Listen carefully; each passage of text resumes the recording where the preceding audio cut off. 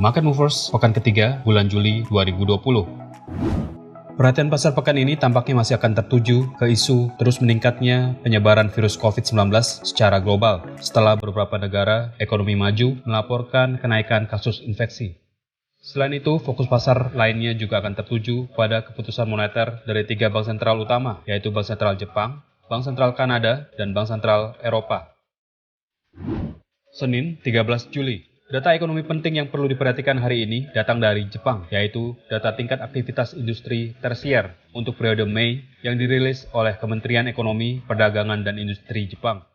Data ini mengukur nilai total layanan yang dibeli oleh perusahaan Jepang. Peningkatan pembelian mengindikasikan peningkatan aktivitas ekonomi Jepang. Bila datanya lebih buruk dari estimasi, ini berpeluang memicu pelemahan mata uang yen dan USD JPY bergerak naik. Selasa, 14 Juli. Pukul 8:30 waktu Indonesia Barat, National Australian Bank akan merilis data survei tingkat keyakinan pengusaha Australia terhadap kondisi ekonomi terkini untuk periode Juni. Bila datanya dirilis lebih rendah dari estimasi, ini berpeluang memicu penurunan Aussie USD. Selanjutnya, perhatian trader akan tertuju kepada perilisan data neraca perdagangan Tiongkok untuk bulan Juni yang jadwalnya masih tentatif. Bila angka surplusnya lebih rendah dari estimasi, ini berpeluang memicu penurunan Aussie USD lebih lanjut. Siang harinya, tepat pukul 13 waktu Indonesia Barat, pasar akan mendapatkan data ekonomi penting dari Jerman dan Inggris. Dari Jerman akan dirilis data tingkat inflasi konsumen bulanan final untuk periode Juni. Tingkat inflasi yang meninggi menunjukkan peningkatan aktivitas ekonomi. Sehingga bila datanya lebih buruk dari perkiraan, ini berpotensi menekan Euro USD. Sementara dari Inggris, pasar akan melihat data pertumbuhan GDP dan produksi manufaktur bulanan untuk bulan Mei. Bila kedua data tersebut dirilis lebih rendah dari estimasi, maka ini dapat memicu penurunan GBP USD. Selanjutnya pukul 16 waktu Indonesia Barat, pasar akan melihat data produksi industri zona Euro untuk bulan Mei dan hasil survei keyakinan terhadap ekonomi zona Euro dan Jerman untuk bulan Juli yang dirilis oleh lembaga ZEW. Bila data-data tersebut dirilis lebih baik dari estimasi, ini berpotensi menopang kenaikan Euro USD. Malam harinya, tepat pukul 19:30 waktu Indonesia Barat, pasar akan menantikan perilisan data inflasi konsumen Amerika Serikat yang dapat menjadi tolak ukur pemulihan ekonomi AS. Bila datanya dirilis lebih buruk dari estimasi, ini berpotensi memicu pelemahan dolar Amerika Serikat dan dapat menopang kenaikan harga emas. Rabu, 15 Juli. Pagi hari pukul 7:30 waktu Indonesia Barat, pasar akan melihat perilisan hasil survei tingkat keyakinan konsumen Australia terhadap prospek ekonomi untuk bulan Juli yang dikeluarkan oleh Westpac Banking Corporation. Bila datanya dirilis lebih baik dari estimasi, ini berpotensi menopang kenaikan Aussie USD. Selanjutnya, untuk waktu yang masih tentatif, pasar akan menantikan keputusan moneter terbaru dari Bank Sentral Jepang. Bila mereka secara mengejutkan memangkas suku bunga acuan atau akan menggelontorkan lebih banyak stimulus untuk menopang perekonomian Jepang yang dihantam virus COVID-19, ini berpeluang memicu pelemahan yen atau kenaikan USD JPY. Biro Statistik Inggris pada pukul 13 waktu Indonesia Barat akan merilis data inflasi konsumen dan data indeks harga produsen Inggris untuk periode Juni. Bila data dirilis lebih buruk dari estimasi, ini bisa mengindikasikan penurunan aktivitas ekonomi Inggris dan berpotensi menekan pergerakan GBP USD. Pukul 19:30 waktu Indonesia Barat, pasar akan mendapatkan data ekonomi dari Amerika Serikat, yaitu data indeks aktivitas manufaktur wilayah New York untuk periode Juli. Bila data dirilis lebih baik dari estimasi, ini berpeluang menopang penguatan dolar Amerika Serikat dan harga emas berpotensi turun.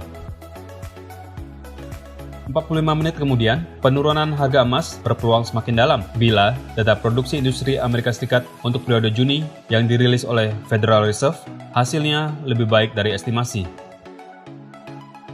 Selanjutnya, tepat pukul 21 waktu Indonesia Barat, perhatian pasar akan tertuju ke keputusan moneter terbaru dari Bank Sentral Kanada.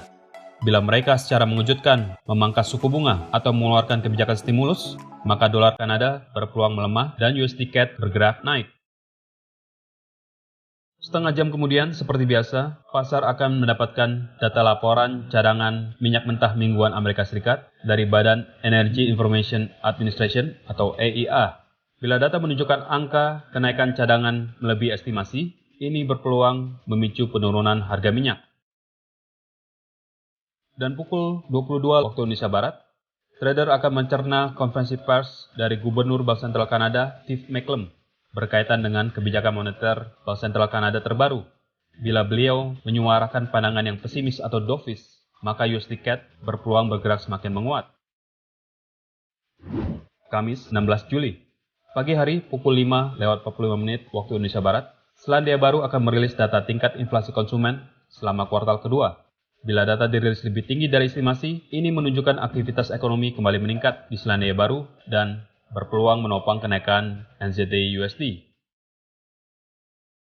Selanjutnya pukul 8:30 waktu Indonesia Barat, perhatian pasar akan tertuju ke data tenaga kerja Australia untuk periode Juni. Bila data-data dirilis lebih baik dari estimasi, ini berpeluang memicu kenaikan AUD USD. 30 menit berselang, AUD USD berpeluang menguat lebih lanjut bila dua data Tiongkok yaitu data pertumbuhan GDP kuartal kedua dan data produksi industri bulan Juni hasilnya lebih baik dari estimasi. Seperti yang kita ketahui, Tiongkok adalah rekan dagang utama Australia. Selanjutnya pukul 13 waktu Indonesia Barat, Inggris akan merilis data-data tenaga kerjanya, yaitu data indeks upah rata-rata, data klaim tunjangan pengangguran, dan data tingkat pengangguran. Bila semua data tersebut dirilis lebih buruk dari estimasi, GBP USD berpotensi tertekan. Setelahnya, fokus trader akan tertuju ke perilisan hasil survei kondisi kredit kuartal kedua oleh Bank of England atau Bank Sentral Inggris pukul 15:30 waktu Indonesia Barat. Bila hasilnya dipandang pesimis, ini berpotensi memicu penurunan GBP USD lebih lanjut. Tepat pukul 18:45 waktu Indonesia Barat, volatilitas tinggi bisa menghampiri pergerakan Euro USD karena pasar merespon keputusan moneter Bank Sentral Eropa yang baru. Bila mereka memangkas suku bunga atau akan memberikan stimulus baru, Euro USD berpotensi tertekan. 45 menit kemudian, tepat pukul 19:30 waktu Indonesia Barat, pasar akan mencari informasi tambahan mengenai langkah kebijakan moneter Bank Sentral Eropa terbaru dari konferensi pers Presiden ECB, Christine Lagarde. Bila beliau memberikan pandangan yang dovish atau pesimis, maka Euro USD berpeluang tertekan semakin dalam. Dan di jam yang sama, Amerika Serikat akan merilis 3 data ekonomi penting, yaitu data penjualan retail periode Juni, data indeks aktivitas manufaktur wilayah Philadelphia periode Juli, dan data klaim tunjangan pengangguran mingguan. Bila ketiga data tersebut dirilis lebih baik dari estimasi, ini berpotensi menopang penguatan dolar Amerika Serikat dan dapat membuat harga emas bergerak turun. Jumat 17 Juli, pukul 16 waktu Indonesia Barat, pasar akan melihat data inflasi konsumen final zona euro untuk periode Juni. Bila hasilnya lebih tinggi dari estimasi, ini berpotensi menopang penguatan Euro USD. Malam harinya, pukul 19:30 waktu Indonesia Barat, pasar akan mendapatkan data izin membangun dan data jumlah pembangunan tempat tinggal yang baru yang dimulai selama bulan Juni. Aktivitas perumahan yang meninggi mengindikasikan aktivitas ekonomi mulai pulih. Oleh karena itu, bila data dirilis lebih buruk dari estimasi, ini berpeluang memicu pelemahan dolar Amerika Serikat dan menopang penguatan harga emas. Selanjutnya pukul 21 waktu Indonesia Barat, pasar akan melihat data hasil awal survei sentimen konsumen Amerika Serikat yang dirilis oleh University of Michigan. Data ini menunjukkan tingkat keyakinan konsumen terhadap ekonomi Amerika Serikat. Bila hasil survei dirilis lebih buruk dari estimasi, ini berpotensi menopang kenaikan harga emas lebih lanjut. Berikut adalah jadwal market movers yang lebih lengkap untuk Anda perhatikan, agar Anda tidak kehilangan kesempatan. Segera manfaatkan peluang tradingnya. Untuk informasi lebih lanjut, silakan hubungi kontak person Anda di MEFX. Terima kasih dan sukses untuk trading Anda.